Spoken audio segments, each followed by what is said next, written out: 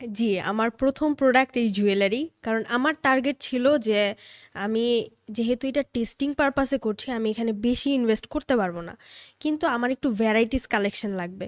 তো আমি ডিসাইড করলাম যে তাহলে আমার এমন একটা প্রোডাক্ট বের করতে হবে যেটা কম টাকায় কেনা যায় অ্যান্ড দেখতে অনেক লাগবে। তো আমি ঘাটাঘাটির পর আমার মনে হইলো যে জুয়েলারি আইটেমটা কম টাকায় আমি কিনতে পারবো অ্যান্ড এটা যদি আমি ৫,০০০ টাকারও অ্যাটলিস্ট কিনি দেখতে অনেক লাগবে। তো আমি ডিসাইড করলাম যে আমি জুয়েলারি দিয়ে স্টার্ট করব। অ্যান্ড আমি ৫,০০০ টাকার জুয়েলারি আনি একটা আপুর কাছ থেকে অ্যান্ড ৫ পিস ৫ পিস করে আনি প্রত্যেকটা item like ring ৫ piece, pendant ৫ piece, bracelet ৫ piece, এমন করে আমি ৮-১০টা আইটেম আমি একত্রিত করি। মানে আপনি টোটাল ৪০ পিসের মতো প্রোডাক্ট ১ম কালেক্ট করছেন।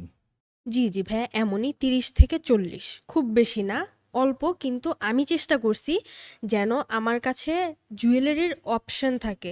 যদি কাস্টমার আমাকে আস্ক করে আপনার কাছে তো রিং আছে, তাহলে কি ব্রেসলেটও পাওয়া যাবে? তখন যেন আমি না, এই শব্দটা যেন কাস্টমারকে আমার বলতে না হয়। এর জন্য আমি কোয়ান্টিটি কম করছি বাট ভ্যারাইটিস কালেকশন অ্যাড করার ট্রাই